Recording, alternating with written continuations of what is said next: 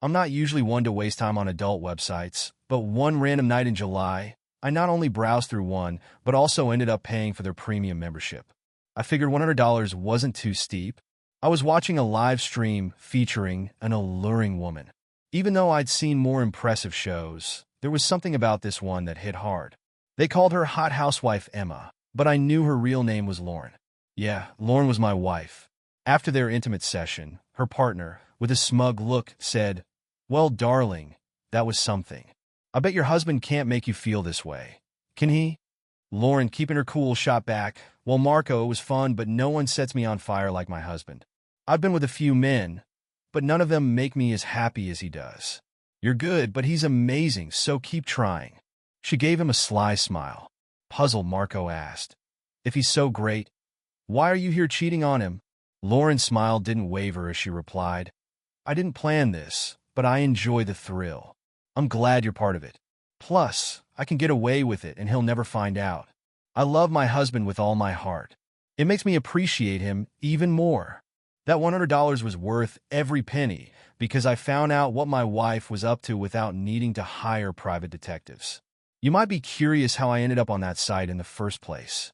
It's a fair question, and the truth is, it was just a weird stroke of luck, a rare twist of fate. Not lucky that Lauren was with Marco, but lucky that I discovered her cheating. Lauren and I have been married for over 8 years. We first met as kids in elementary school in a small town in central Illinois. She lived in town, I lived in the countryside. Her dad owned the biggest grain elevator around, and my dad ran the largest grain farm. Naturally, since our parents did business together, we met, went to school together, and became friends. I won't bore you with tales of childhood crushes or college romances. We both dated other people over the years. We hadn't been exclusive, but deep down, I think we always knew we were meant to be together. I was her first, but we both had others along the way.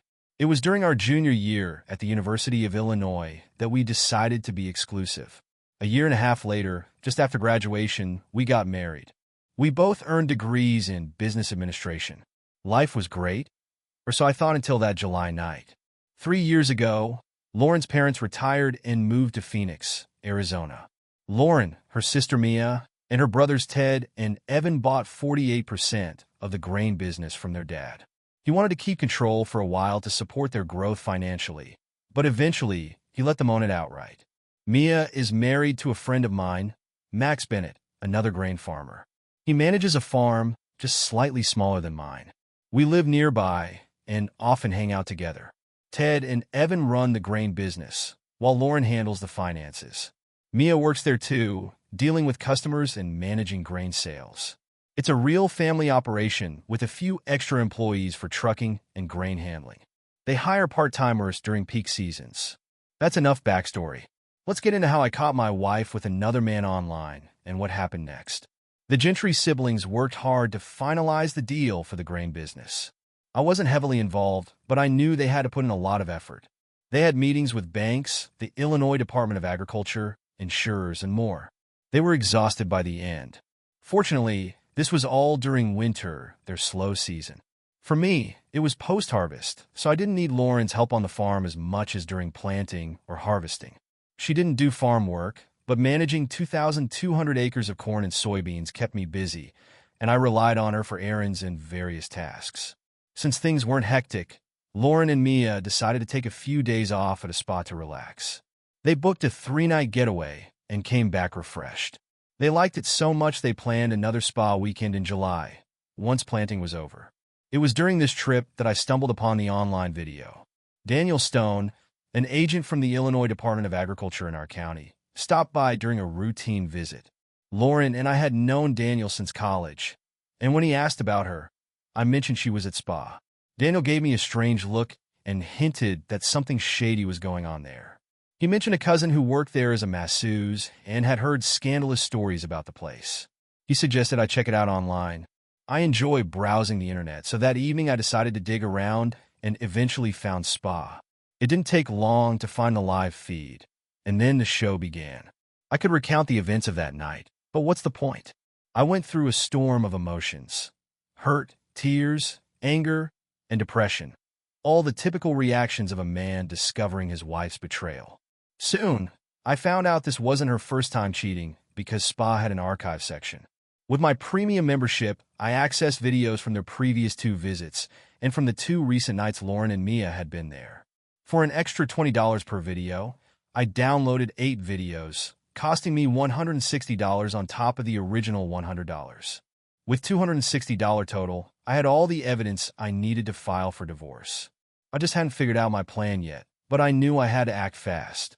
I wasn't going to wait a month, 2 weeks, or even a week. The sooner we separated, the better. I had video proof of her being intimate with another man at least 8 times.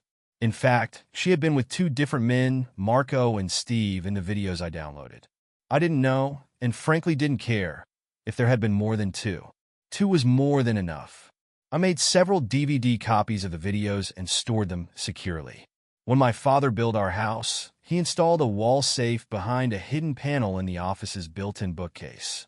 Once the copies were safely hidden, I deleted all references to Spa from my computer and erased the original files. Aside from the DVD copies, there was no longer a trace of the evidence. With everything sorted, I picked up my phone and sent a text to Lauren. Lauren, this is William. I know exactly what you're doing at Spa, and I have evidence to prove it. Don't bother returning to the house. This house is no longer your home, and soon I won't be your husband. We're done. My lawyer will contact you in the next few days. Arrangements can be made for you to collect your belongings at that time. It seemed Lauren had her phone off and didn't get my message until the next morning, as I didn't hear from her that night. But early the following day, my phone started ringing. Seeing Lauren's name on the caller ID, I chose not to answer. She left a voicemail. William, what on earth are you talking about? I have no idea what's going on. Mia and I are packing up now, and we'll be home in a couple of hours. I don't understand what you think I did, but you're mistaken. I'll talk to you when I get there, and we can sort this out. I love you, William. Shortly after, my phone rang again. Ignoring it, I let it go to voicemail. It was essentially the same message, almost word for word. I wondered if she had rehearsed what to say when I didn't pick up. Then came another text, repeating nearly the same lines from her calls. Since I didn't need to have an actual conversation with her, I replied briefly via text. I wonder if Marco would have any idea about what in the world are you talking about, honey. Why don't you have him call me, and I'll ask him. As for coming back to the house, I'm in it. Don't. It's over, Lauren. I didn't get more texts, but later that afternoon, she called again, leaving a message. William, we need to talk. I'm staying with Mia until we can have a conversation and resolve this terrible misunderstanding. Please call me. The next morning, I went to my bank and set up a second safe deposit box in my name alone. I placed 1 copy of the DVDs in that box, along with the original prenuptial agreement. I also made an extra copy of the prenuptial agreement. I had a meeting with my lawyer scheduled for 11 a.m., and while I was confident he already had a copy, I didn't want to leave anything to chance. When I arrived at my lawyer's office, I was surprised to see Lauren already there. She looked disheveled, her eyes red from crying and her hair a mess. William, we need to discuss this, she said. I asked, how did you know I had an appointment here? She replied, Julian called me when you set up the meeting. Just then, Julian Monroe, my attorney, came out and invited both of us into his office. My anger simmered beneath the surface as I said, No, Julian, we won't be going into your office together. Your call to Lauren has shattered my trust. I need a clear answer now. Will you represent me, and only me? Lawyers are supposed to be smart, but it seemed Julian missed out on his fair share of brains. He said, No, William, if this continues, I will be representing Lauren. He considered the grain business a better client than my farming business, probably due to his representation of the Gentry family members. I had my own thoughts on this, believing he'd eventually see the mistake in his judgment. Fine, Julian. Ensure all my original documents and any available copies of contracts and paperwork are ready by 4 p.m. today. I will either pick them up myself or arrange for a courier. Understand that I've appreciated your past work, but you're making a significant error here. I'll be seeking legal services elsewhere, and my new attorney will contact you soon. Lauren remained silent during this exchange, but then pleaded, William, why won't you talk to me now to clear this up? I replied, because Lauren, It's evident Julian values you more as a client than me. I won't engage without legal representation, and I don't trust him." Julian interjected. "William, you know I've always been straightforward with you. You have nothing to fear." In my mind, I thought, "Oh, Julian, I have plenty to fear. You can't serve two masters, and it's clear who you've chosen. Goodbye. My attorney will be in touch," I declared and walked out, hearing Lauren start to cry again. Darn it, now I had to find a new attorney. I knew Samuel Mitchell was a highly skilled attorney with a fierce competitive streak against Julian Monroe, so I figured he might be a good option. However, I didn't want to rush into anything without doing my homework. Lawyers, like accountants, bankers, and insurance agents, are professionals you have to choose carefully, especially since they handle confidential information. Knowing a few people who had used Samuel's services, I called his law office and asked for a list of references. The secretary, who introduced herself as Isabel, was happy to email it to me. On the list, I saw the names of 4 friends. I decided to visit 3 of them to get their take on Samuel's work. It didn't take long. All 3 gave glowing recommendations. Confident in Samuel's abilities, I skipped the 4th friend, Max, because he was married to Mia, Lauren's sister, and I didn't want to involve him. I called Samuel's office again, introduced myself, and asked for an appointment after 4 p.m. The receptionist said he was booked until 4:30, but would check if he could squeeze me in. When she got back on the line, she confirmed he could see me at 4:30 for a brief meeting. I agreed and mentioned I'd arrive a bit early. She replied, "Great, Mr. Turner. See you then." At 4 p.m., I stopped by Julian's office to collect my paperwork, but they were still copying it. It was clear they were stalling, probably hoping I'd reconsider. Frustrated, I demanded they finish within 15 minutes or my new attorney would contact them. They asked who it was, and I said they'd find out soon enough. Suddenly, the office was bustling, and 20 minutes later, I had all my documents. I arrived at Samuel's office on time and met with him. He agreed to be my personal and business attorney. I asked if I could leave my paperwork with him for safekeeping, and he agreed, storing it in his vault. We scheduled a meeting for the next morning to review everything and plan my divorce. When I left the office, Isabel smiled and asked if she was causing any delays in my evening plans. I laughed and said, "Not at all, Isabel. Everything's on track." She replied, "Glad to hear it, William." The next morning, we reviewed my business paperwork. I can't discuss specifics due to attorney-client privilege, but Samuel said everything looked in order. We paused for lunch, and Samuel and Isabel invited me to join them at a local diner. I agreed, needing to stop by the bank afterward. Lunch was pleasant, and I learned more about them. They'd been married for 10 years and had 2 young daughters. They showed me pictures of their charming girls, who clearly took after their mom with their beautiful smiles. The lunch was good for me, helping ease into the new attorney-client relationship. However, it also reminded me of what I'd lost. Samuel and Isabel's dynamic was a painful reminder of how things had been with Lauren. I felt sad and teared up a couple of times. Samuel didn't seem to notice, but Isabel did, and I saw concern on her face. After lunch, I went to the bank to secure my assets and got a $5,000 check made out to Samuel Mitchell Law Offices as a retainer. Samuel hadn't asked for it yet, but I thought it was a good gesture. Returning to the office, I was ready to continue. Isabel informed me Samuel was on a call and led me to a small conference room. She asked if I wanted coffee, and I declined. She sat beside me and said, "William, Samuel didn't share specifics, but I can sense this is about your wife. If it's okay with you, I'd like to join your meeting this afternoon. Sometimes a woman's perspective can help." On the brink of breaking down again, I nodded. It felt comforting to have Isabel's empathy. I recounted the painful story of discovering Lauren's infidelity. I broke down a few times, and Isabel offered her support and sympathy. After regaining control of my emotions, I laid out my intentions clearly.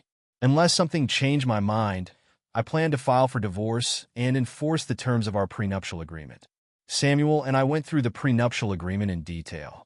Essentially, it stated that I retain 100% ownership of all farm assets, real estate, and personal property, while Lauren retains 100% ownership of the grain business assets.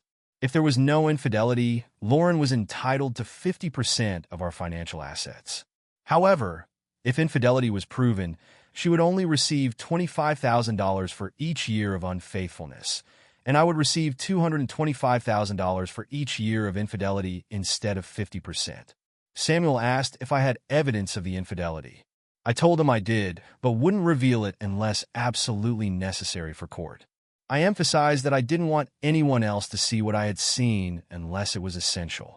Isabel, who had been sitting quietly, touched Samuel's arm and nodded in agreement. Reluctantly, Samuel accepted my decision. Over the next few days, Lauren made several phone calls and left numerous voicemails, but I didn't answer or listen to any of them. Samuel then informed me we had a meeting scheduled for Thursday with Lauren, Julian, Samuel, and myself. During that meeting, I planned to ask Lauren some critical questions, and her responses would determine if I went through with the divorce and on what grounds. Thursday at 10:30 a.m., Samuel and I arrived at Julian's office. Lauren's car was already in the parking lot. We were guided to a small conference room where we waited for a few minutes before Julian and Lauren joined us. Lauren looked much better than she had earlier in the week. She had clearly made an effort to look nice. She smiled and said, "William, I hope we can finally talk and clear up this misunderstanding. I miss you and want to come home." I didn't reply, fearing my voice would betray my emotions. Samuel started the meeting. "We're here to discuss the divorce process for William and Lauren. Both parties should express their thoughts and opinions on how to move forward." Julian added, "My client believes this is all a big misunderstanding and is eager to resolve these issues with her husband." My anger, which had been simmering, flared up. It helped me control my emotions, making it easier to handle the hurt and disappointment I felt towards Lauren. "That works for me, Julian," I said. "Your client can talk to her husband." I turned to Lauren and continued, "Here are the facts. When we got married, we signed a prenuptial agreement, which we updated 2 years ago when you joined your father's business. I've brought copies of the updated agreement for everyone." Lauren seemed a bit shocked, but remained quiet. Our intention was to protect our individual interests while enjoying the benefits of our marriage.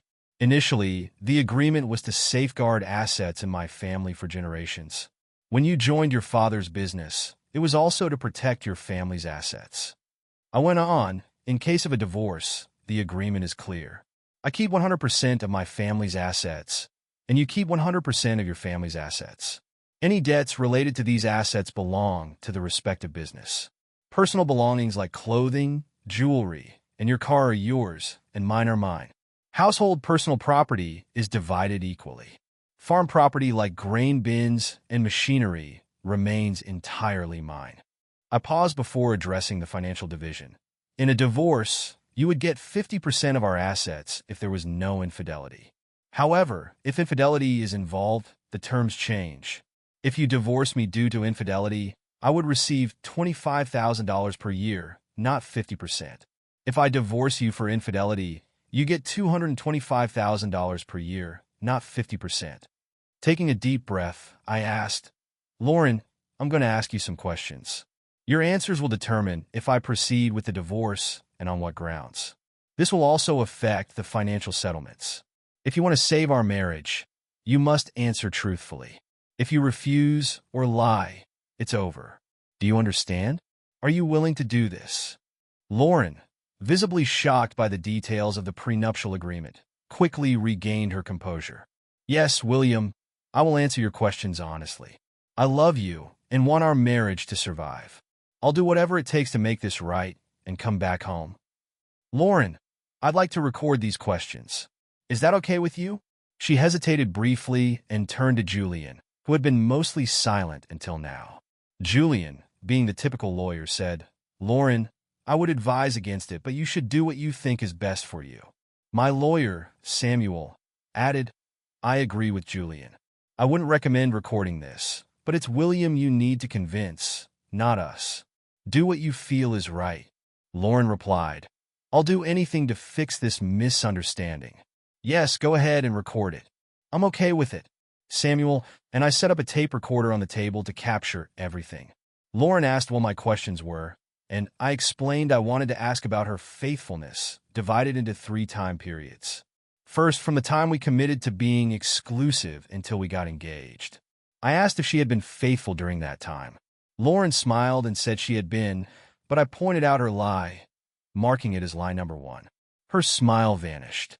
I told her I nearly walked out right then, but decided to stay. I asked if she remembered an encounter with Louis Fairbanks 2 days after we promised exclusivity. Louis had bragged about visiting her when her parents were away and being intimate with her in her bed. Mia had overheard and assured me Lauren loved me and wouldn't cheat again, urging me not to act rashly. Although I didn't like it, I let it slide but warned Lauren there would be no more passes, and she needed to be honest from now on. I continued, saying I didn't trust her after that incident, so I monitored her closely for 6 months. She didn't raise any suspicions, so I proposed and gave her the ring she was wearing. I acknowledged she might have wanted it sooner, but I wasn't ready to fully trust her, so she had to wait. Next, I asked if she had cheated during our engagement from receiving the ring until our wedding day. Without hesitation, she said, "No, absolutely not." I expected that answer and believed it was true because I still didn't fully trust her. I mentioned I had continued to keep an eye on her until I felt confident in her loyalty. Julian, noticing Lauren's emotional state, suggested a break. He wanted to talk to his client and give her time to collect herself. Both he and I noticed she was on the brink of breaking down. We decided to break for lunch. Samuel and I picked up Isabel, and we headed to the local diner for the Blue Plate special. Isabel asked how things were going, and Samuel replied, "William is holding up. He's laid the groundwork for honest answers about their marriage. If Lauren confesses everything, he might still consider divorce, but he could also see she genuinely wants to save the marriage. It'll be tough, but he can handle it. Of course, if she lies, William will have to decide how to proceed." Isabel looked at me and sensed my pain. I managed a weak smile and said, "This is incredibly tough. Why do people make such foolish choices, causing pain to themselves and those they love?" She placed her hand on mine and said, "If only we could know, William. We give them a reality check before they made those foolish choices." That actually made me laugh, as did Samuel. Even during these trying times, I found a way to laugh. It's a testament to human resilience. People grieve at funerals, but also find moments to laugh. I suppose it's the same with divorces. Amidst the grief, there can still be room for laughter. I grinned at Isabel and said, "Thanks, Isabel.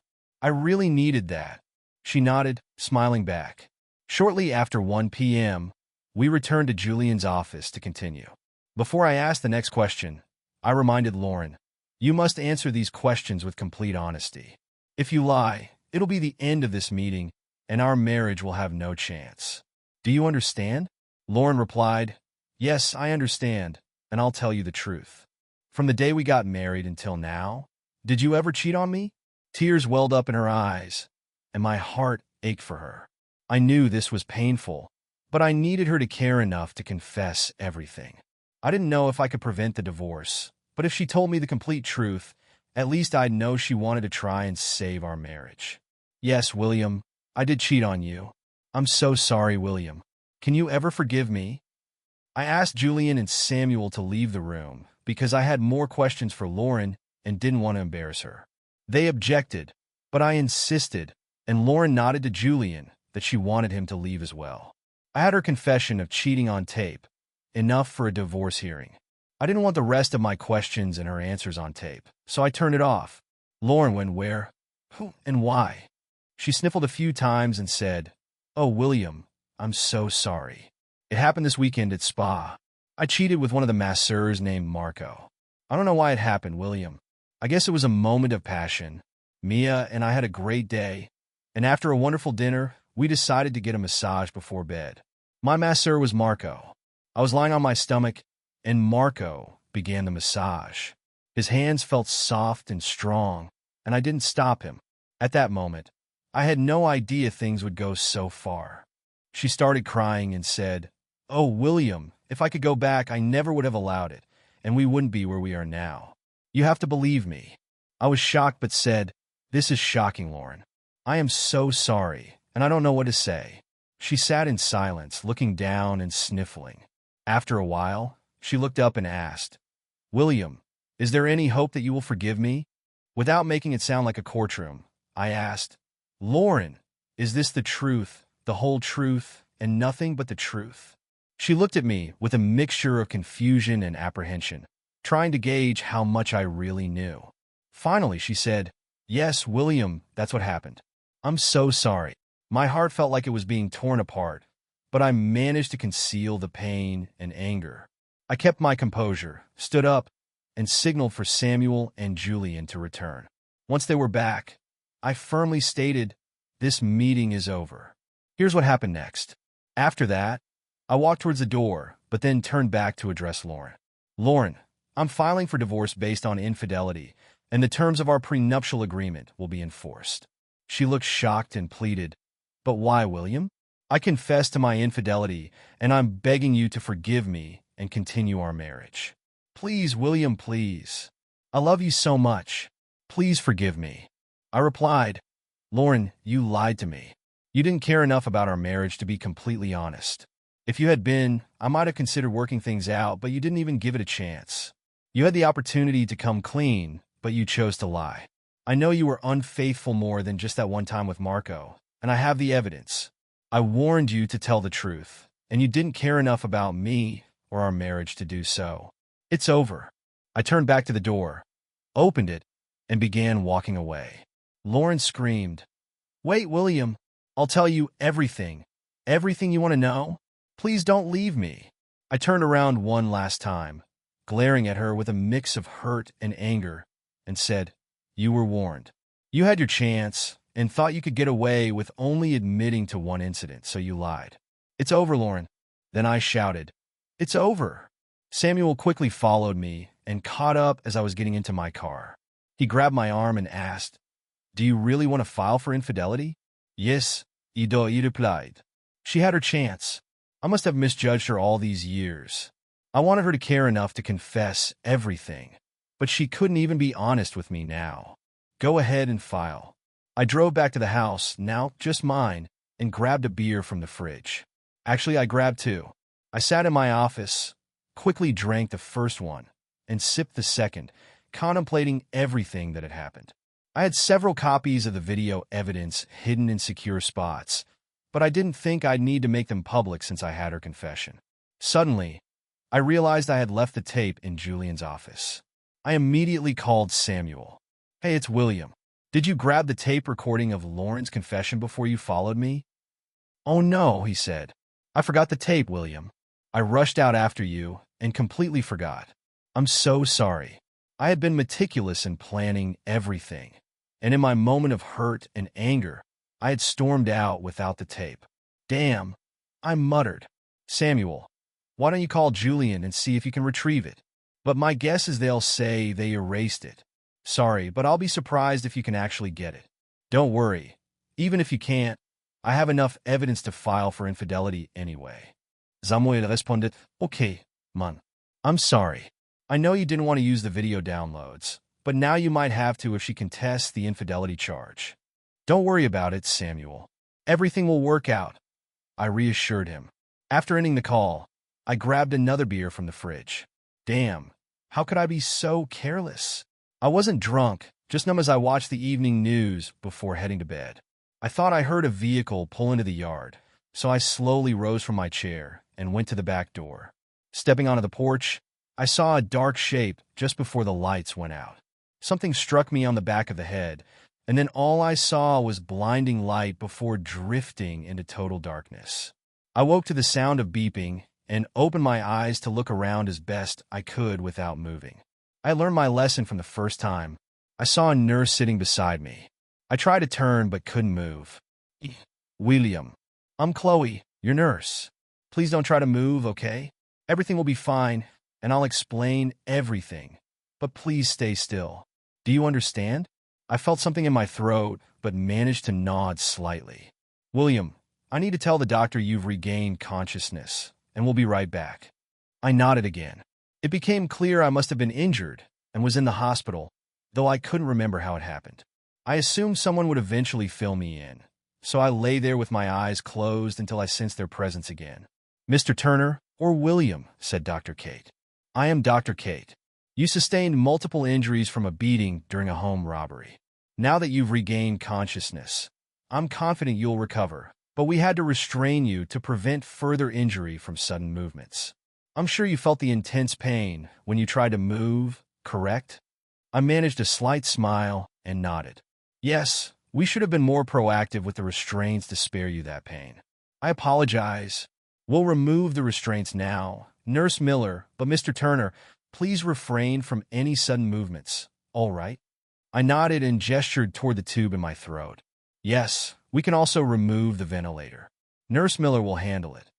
They removed the restraints and the tube, causing excruciating pain in my throat. I couldn't speak initially, but after some time, I was given a sip of water and could speak, though my voice was raspy and painful. I whispered, "Could someone please tell me what happened?" Dr. Kate explained, "William, it's 7 a.m. You've just regained consciousness and been taken off the ventilator. Your throat will be sore for a while, so for now, just rest. Nurse Miller will stay with you, and once you've had some time to recover, we'll contact the police so they can talk to you. They can provide all the details of what happened," Dr. Kate explained. "Medically, you have a few injuries. The EMTs arrived in time to revive you, and we were able to reinflate your lung. To put it plainly, you've been assaulted. We'll monitor you closely for a few more days, and then you should be ready to go home." I spent the rest of the day resting with Nurse Miller, Chloe, by my side. By late afternoon, I managed to sit up with significant assistance and use the restroom. Chloe and I had a chance to chat, and I learned she was a schoolmate from a few years behind me. She was known as Chloe Marlowe back then, but had married Brad Miller and had a 3-year-old daughter named Emily. Similar to Lauren, Brad had been unfaithful, leading to their divorce. I shared what had been happening with Lauren, and naturally, she was very understanding. The following morning, 2 police detectives, Raphael Douglas and Marcus Barnes, arrived early to visit me. Before they started questioning, I asked them to explain what had happened. Detective Douglas began. "It appears this was a robbery that led to an attack on you. We found a 2x4 on the porch with traces of your hair and blood on it. There were no fingerprints, so we assumed the attacker wore gloves. There were no signs of forced entry because you came out onto the porch and the door was already open." He continued, "Inside the house, several pictures were taken off the walls, a strong box in your desk drawer was emptied, and all the filing cabinets were rifled through. In the bedrooms, the drawers and closets were searched, and the jewelry box in the master bedroom was emptied. While it's clear there was a robbery, we're not sure what exactly was taken." Detective Barnes added, "Once you're able to return home, you'll need to assess what's missing. The doctor says it might be another 3 or 4 days before you can go home. At that point, we'll go through everything with you to update our reports." Detective Douglas then asked, "What do you recall about the attack?" "Not much," I replied. "I'd had a couple of beers and was watching the evening news when I heard a vehicle pull into the yard. I got up to see what was happening, stepped onto the porch, and saw a shadowy figure just before the lights went out. I don't remember anything else until yesterday. I'm afraid I won't be much help in finding who did this." Detective Douglas continued, "We need to ask a few more questions to aid our investigation." He inquired about my wife's whereabouts during the incident. I explained that my wife and I were separated and going through a divorce, so I didn't know where she was. He then asked if he could call me William, to which I agreed. He asked about the progress of our divorce and if there was significant conflict. I told him it wasn't going well, as she was challenging the grounds for divorce. When he asked about the grounds, I said I was filing for infidelity, which would significantly lower her settlement, and she was disputing it. The detective commented that this gave her a motive. "Detective, I just can't believe she'd do anything to harm me," I said. He reassured me they would look into it closely. He asked if there were any other individuals who might want to harm me or if I had disputes with neighbors, friends, family, or anyone else. I couldn't think of anyone. The detective then mentioned the need to inventory what was missing once I was able and asked if there was any cash in the house, possibly in the strongbox, and if so, how much. He also asked if there were any valuable items like jewelry or artwork worth thousands of dollars. I told them, yes, there was some cash in the strongbox, about $8,000. I usually keep around $100 in cash on hand, but I had recently withdrawn some, so it was closer to $8,000. There were a few nice pieces of jewelry, but none valued over $1,000. I can't think of anything else of significant value at the moment. I decided not to mention the hidden safe behind the bookcase, as the detective hadn't brought it up, and I wanted to keep it a secret if possible. Detective Douglas said, "Well, William, that's all for today. If you remember anything else, please call me. When you're ready to return home, let us know so we can do the inventory. If we have more questions, we'll visit you here or at home." Over the next 4 days, I gradually improved. I took plenty of naps and chatted with Chloe. I had several visitors, including Max, Mia, Samuel, and Isabel. Lauren didn't come to see me, and apart from Mia, none of her family visited either. Given the circumstances, it was understandable, but I would have welcomed the company. Julian, Lauren's attorney, also came to see me. We had been friends for years before the divorce began, and I appreciated his visit. Everyone expressed sympathy for my injury and wished me a speedy recovery. Both Mia and Isabel kissed me on the cheek before leaving, and I saw tears in their eyes. I had a rough time during those 4 days. Even though I slept, I had unsettling dreams. Sometimes I'd wake up feeling panicked, with my heart racing and tears in my eyes. A few times, I woke up disoriented, not knowing where I was, but Chloe was always there to comfort me with her gentle words and touches. I'm pretty sure I even woke myself up with a scream once, though the details of the nightmares escaped me. Later, I discovered that Chloe stayed at the hospital with me even when she was off duty, only leaving to freshen up and change her clothes each day. She said it was because of the troubles in my marriage, and she wanted to be there for me. I was truly grateful for her support. Dr. Kate eventually came to inform me that I'd be discharged soon. Relieved, I quickly prepared to leave. Chloe helped me get ready and even wheeled me down to the lobby where Max and Mia were waiting to take me home. Chloe wished me good luck and gave me a warm hug. I could tell she cared, but with my life in chaos, marriage problems and health issues, I didn't pursue anything further. I mentioned that I'd like to call her sometime in the future, and that was it. Update. Upon entering my house, the mess was overwhelming. Max and Mia offered to help clean up, but I told them I'd prefer to leave things as they were until I had a chance to go through everything. I assured them I'd call when I was ready for their help, and they reluctantly agreed, leaving me alone. My first task was to check the safe behind the bookcase in my office. To my relief, everything was intact, including a significant amount of cash, certificates of deposit, stocks, bonds, and the DVD containing evidence of Lauren's infidelity. Clearly, no one had discovered the safe. I inspected the rest of the office and noted that aside from the cash, my laptop, and a few numbered prints of Wildlife by Larry Winslow, nothing seemed to be missing. However, I saw bank statements and credit card statements laid out on the desk, so I alerted both the bank and credit card companies to watch for any unusual activity. Over the next few weeks, the investigation into the robbery and assault moved slowly because the police lacked substantial evidence. Detectives Douglas and Barnes provided regular updates, but no new leads emerged. They explained that the absence of high-value items being stolen made it hard to track down potential culprits. During their last update, they suggested the case might be put on hold unless significant evidence surfaced. Initially, the detectives had questioned me about Lauren and our relationship. I had been mostly cooperative and honest. I strongly believed Lauren wouldn't harm me, and taking items she would receive in the divorce didn't make sense. The detectives seemed to share this perspective, as their inquiries about Lauren didn't lead to anything substantial. To safeguard my finances, I opened new bank accounts and ordered new checks, feeling more secure with these precautions. I also bought a new laptop and reorganized my office, getting back to my routine. As I handled some overdue bills, I found an invoice from Reds Incorporated. A sudden realization hit me. RED stood for Remote Electronic Data Storage Solutions. I had video surveillance covering my property, including the house, grain bins, and machine shed. This footage was stored on a computer in my grain office and backed up nightly to Reds. Normally, I deleted the oldest data each month to manage the storage fees. However, I hadn't deleted anything since the robbery. I had video evidence. Without hesitation, I logged into Reds' website and selected the day of the robbery from their archives. I downloaded the entire day onto my laptop to review it. My hope was that the video quality would be good enough to identify the culprits. If it met my expectations, I planned to create a DVD copy for Detectives Douglas and Barnes to revive their investigation. As I reviewed the footage, it became clear there was nothing valuable for the detectives, leading me to believe they might not solve the case. With the bills paid, I started planning my future.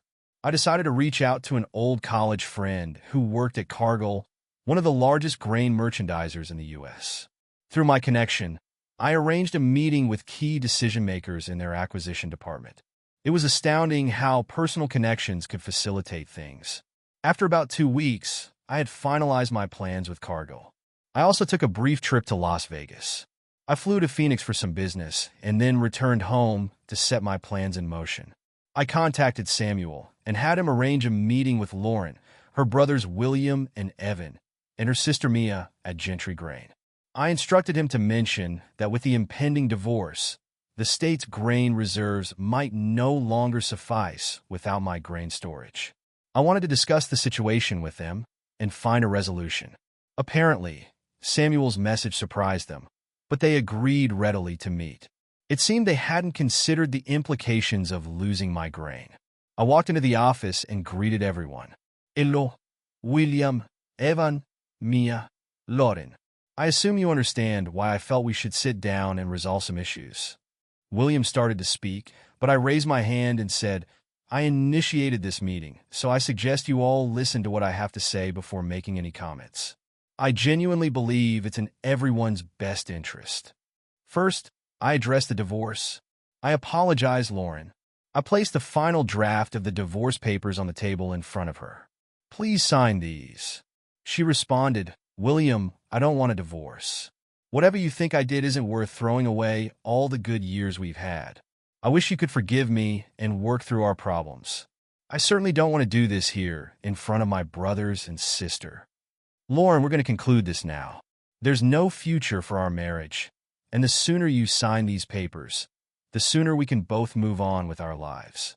She blushed and said, Well, if you insist on divorcing me, I still plan to contest the infidelity issue. It's the least you can do for me. I knew she would play that card, and I was prepared.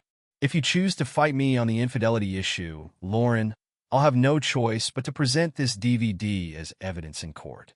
I placed a copy of the DVD on the table alongside the divorce papers. In case you're wondering, it's a video showing all 8 times you cheated on me at the spa. Mia's face turned bright red, glaring at Lauren with disbelief and disappointment. It's true, I confirmed. Lauren had affairs with Marco and Bradley. I have 8 videos of her with them, which should resolve the infidelity issue. I gave her an ultimatum. Sign the divorce papers or face court proceedings, making it clear I was done playing games. William and Evan looked shocked, while Mia quietly cried. Lauren eventually signed the papers, and I left her a copy, placing the rest in my briefcase. She appeared numb, her eyes filled with unshed tears, clearly shocked at the evidence I had. Moving on to the grain situation, I addressed the group, acknowledging their shock and assuring them I'd be brief despite the unfortunate news. Due to the divorce, you will no longer have the value of my stored grain included in your reserves, which puts you in violation of your grain license and loan agreements. On a positive note, I have purchased your father's 52% stake in the business. Your agreement with him lacked a first right of refusal clause, making the purchase straightforward. He was aware of the company's need for my equity and believed I had evidence of Lauren's infidelity, making it an easy decision for him. Consequently, I am now the majority shareholder in Gentry Grain Incorporated, and each of you owns 12%, making you the minority with a 48% stake. I continued, I have negotiated a deal to sell my controlling interest in Gentry Grain to Cargill, a company constantly seeking promising grain operations. You have the option to sell your shares at the same price I negotiated, which I consider favorable. However, the downside is that the company is now owned by someone else, and the new owners will assess personnel to determine their contributions. The upside is that as part of my negotiations, each of you has a 1-year job guarantee. Work hard to prove your worth during that time. I also disclosed that I had sold my farm and Max's farm to Cargill, with Max entering a long-term contract to manage both farms for them, given his excellent performance. The shock on their faces deepened, now mixed with anger. Ted, being the eldest and unofficial leader of the Gentry family, was the first to voice his concerns. "What on earth have you done, William? You've ruined this family business because my sister cheated on you. What kind of man are you? How did you convince my father to sell you his shares? What lies did you tell him?" "Let me clarify, Ted," I replied. "Your father sold me his shares to keep you, Evan, and Lauren out of legal trouble. Instead of questioning the kind of man I am, you should be asking yourself what kind of people your siblings are." I placed a second DVD in the center of the table. This video will provide all the answers you seek about why this is happening. It unmistakably captures your pickup truck in my yard on the night I was assaulted. It clearly shows you and Evan attacking me and exiting my house with my belongings. Consider yourselves fortunate. I chose this path of vengeance rather than handing it over to Detectives Douglas and Barnes. Lauren finally spoke up, expressing her dismay at my actions. I responded, "Our situation is different, Lauren. I feel like I wasted my entire life with you. Your family treated me poorly, and you always had a sense of superiority over me despite being my best friend. You were a deceitful partner, promising to be faithful but promptly sleeping with Louis Fairbanks. You disrespected me and our marriage by being involved with those men. I witnessed everything on the videos, hearing every word. You almost killed me in that attack, which makes you a terrible friend." Lauren fainted, and Mia and Evan rushed to her side, catching her before she fell. After she regained consciousness, I delivered my final blow. "Your father sold me his shares to keep all three of you out of jail. He wasn't very proud of his children, except for Mia, and she will hear about it in the future. As I mentioned earlier, I believe I wasted most of my life on you, but I won't waste any more of my future. I wish you a wonderful life." I then left the room, concluding all the negotiations. I felt free to move forward, and that's exactly what I intended to do.